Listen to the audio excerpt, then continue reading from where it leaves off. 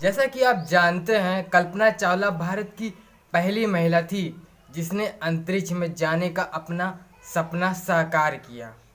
और वह एक नहीं बल्कि 2 बार अंतरिक्ष में गई थी। परंतु दुख की बात यह है कि उनकी दूसरी अंतरिक्ष यात्रा में कोलंबिया में उनकी मौत हो गई। तो चलिए कल्पना चावला के बारे में आज सब कुछ जानते हैं। कल्पना चावला का जन्म 17 मार्च 1962 में हरियाणा में करनाल शहर में हुआ था। अपने बचपन में ही उन्हें एरोप्लेन की ड्राइंग करना, रॉकेट की ड्राइंग करना और आसमान में तारों को देखना बहुत अच्छा लगता था। वह घर में 4 भाई बहन में सबसे छोटी थी। और दोस्तों, शायद आप यह बात नहीं जानते होंगे कि घर में सभी लोग कल्पना चावला को प्यार से मोंटू कहते थे। कल्पना ने अपनी प्रारंभिक पढ़ाई टैगोर बाल निकेतन से की और उन्होंने पंजाब इंजीनियरिंग कॉलेज से एरोनॉटिकल इंजीनियरिंग में बैचलर की डिग्री प्राप्त की। उसके बाद वह और ज़्यादा पढ़ने के लिए 1982 में अमेरिका चली गई। वहाँ उन्होंने the university of Texas Billington में स्पेस इंजीनियरिंग में मास्टर ऑफ साइंस की डिग्री प्राप्त की। उसके बाद कल्पना चावला ने 1988 में यूनिवर्सिटी ऑफ कोलोराडो बॉर्डर से एयर स्पेस की पीएचडी डिग्री प्राप्त की। इसके बाद कल्पना चावला की अंतरिक्ष में जाने की शुरुआत हुई जब उन्होंने 1988 में नासा के लिए काम करना शुरू किया। इसके बाद उन्हें अप्रैल 1991 में अमेरिका की नागरिकता भी दे दी गई। इसके बाद कल्पना चावला ने नासा एस्ट्रोनॉट कॉर्प्स के लिए अप्लाई किया। मार्च 1995 में कल्पना चावला ने नासा एस्ट्रोनॉट कॉर्प्स को ज्वाइन कर लिया और वहां कल्पना चावला ने बहुत मेहनत और लगन से काम किया।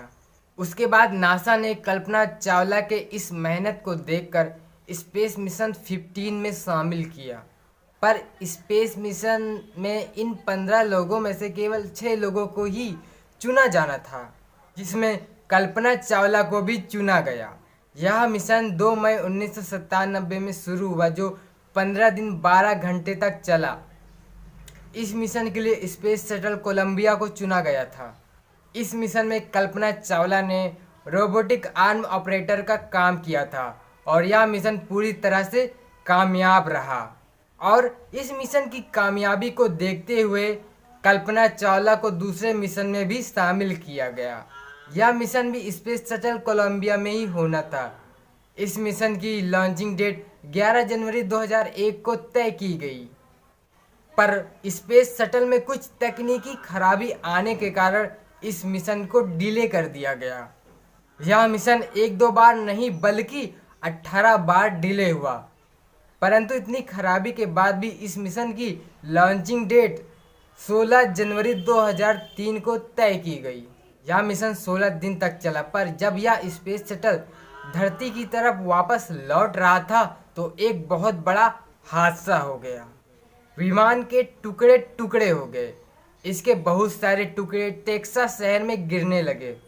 कल्पना चावला के साथ बाकी बचे 6 एस्ट्रोनॉट की भी बहुत बेरहमी से मौत हो गई। यह घटना तो बहुत लोग जानते हैं, पर क्या कारण था जिससे स्पेस शटल धरती पर वापस लौटते ही वो टुकड़े टुकड़े हो गया? आइए जानते हैं। पहले तो यह जानते हैं स्पेस शटल अंतरिक्ष में कैसे जाते हैं। स्पेस शटल को अंतरिक्ष में गुरुत्वाकर्षण के विपरीत भेजने के लिए रॉकेट का प्रयोग किया जाता है और हर एक मशीन के जैसे रॉकेट में भी फ्यूल का इस्तेमाल किया जाता है। पर यह फ्यूल 2 प्रकार का होता है, प्रीमिक्स्ड हार्ड फ्यूल और लिक्विड फ्यूल। लिक्विड फ्यूल में ज़्यादातर लिक्विड ऑक्सीजन और लिक्विड हाइड्रोजन का प्रयोग किया जाता है। यह दोनों गैसें बहुत ज़्यादा कम टेम्परेचर पर लिक्विड फॉर्म में रह सकती हैं। ऑक्सीजन का बॉइलिंग पॉइंट 173 डिग्री सेल्सियस होता है, इसलिए फ्यूल टैंक को अंदर और बाहर दोनों तरफ ऊष्मारोधी बनाया जाता है। इसके लिए इंसुलिन फॉर्म का उपयोग किया जाता है। यह इंसुलिन फॉर्म अंदर और बाहर दोनों तरफ प्रयोग किया जाता है। रॉकेट और स्पेस आखिर कितनी ही मजबूत क्यों ना हो, इसके लिए जरूरी होता है टेम्परेचर यानी कि तापमान। पृथ्वी के वायुमंडल में प्रवेश करते समय स्पेस शटल अलग अलग हिस्सों पर अलग अलग तापमान होता है। पर स्पेस शटल कोलंबिया 16 जनवरी 2003 से पहले उड़ान भर चुका था। इसके दौरान इसने 300 दिन 17 घंटे 40 मिनट और 22 सेकंड अंतरिक्ष में बिताए थे। शायद इतना ज़्यादा खराब होने के पीछे यही कारण था। पर जब 16 जनवरी 2003 को फ्लोरिडा के स्पेस शटल से लॉन्च किया गया, लॉन्च होने के 21.7 सेकंड बाद सूट साइज का इंसुलिन फॉर्म का टुकड़ा स्पेस शटल के एक्सटर्नल टैंक से टूटकर अलग हो गया और स्पेस शटल के लेफ्ट विंग के कार्बन पैनल पर जाकर टकराया। उस समय स्पेस की स्पीड 740 मीटर प्रति सेकंड थी। इतनी ज़्यादा स्पीड होने के कारण ही शायद इस टुकड़े ने लगभग 6 से 10 इंच तक के डायामीटर का एक होल कर दिया। यह मिशन लगभग 16 दिन तक चला। उन्हें अमेरिकी समय यानी GMT 4 के अनुसार 9:16 पर फ्लोरिडा के सेंटर पर लैंड करना था। जब स्पेस शटल पृथ्वी की ओर एंट्री कर रहा था, तभी जो लेफ्ट विंग पर जो कार्बन पैनल पर होल हुआ था, उसमें से वायुमंडल गैस स्पेस शटल में चली गई और स्पेस शटल में सभी एस्ट्रोनॉट्स को ऑक्सीजन मिलना बंद हो गया और स्पेस शटल के अंदर का टेम्परेचर बढ़ने लगा। वही वायुमंडल में गैसों के दबाव के कारण केवल 10 सेकंड के अंदर सभी एस्ट्रोनॉट्स बेहोश हो चुके थे।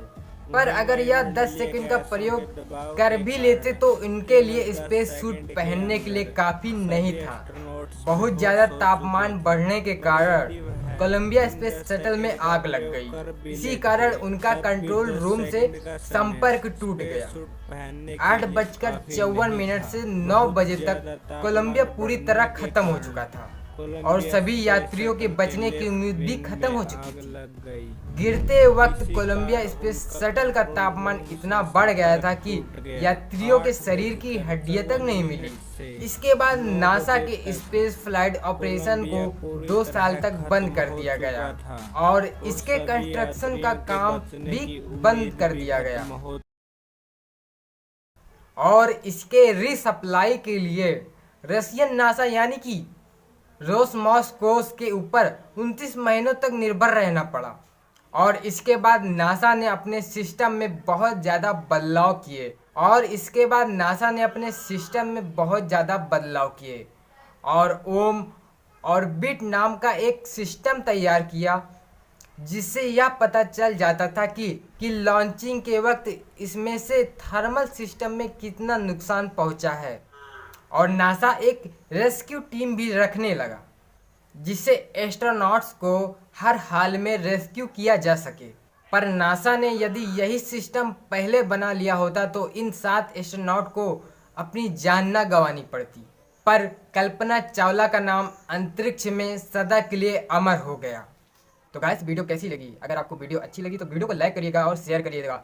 कमेंट करिएगा कि आपको वीडियो कैसी लगी और वीडियो को सब्सक्राइब कर दीजिएगा। बगल वाले बेल आइकन को प्रेस कर दीजिएगा, जिससे हमारी नोटिफिकेशन आप तक पहले पहुंचे।